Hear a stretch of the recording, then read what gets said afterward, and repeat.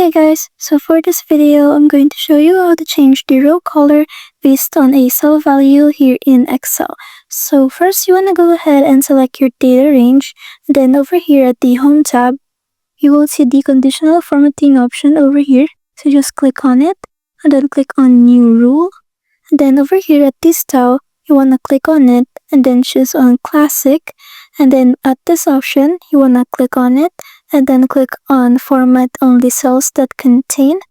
And then over here at where it says Specific Text, you want to click on it, and then choose Cell Value. And over at this setting, you can choose the cell value if you want it to be between, equal to, greater than, or less than.